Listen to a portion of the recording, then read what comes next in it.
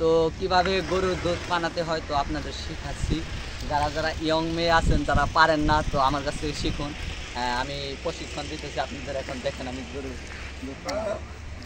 আস্তে আস্তে গরুটাকে হাত দেবেন, পিছনে হাত দিই এভাবে ধরে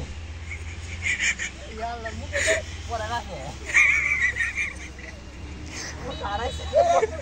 দুধ পড়ছে এ দুধ আইতা চারটা তোর ভাইরাল ভাইরাল ভাইরাল আকর আকর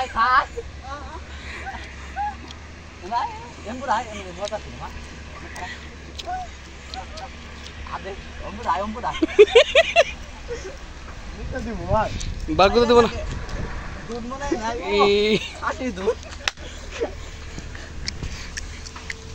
আচ্ছা রান দে না না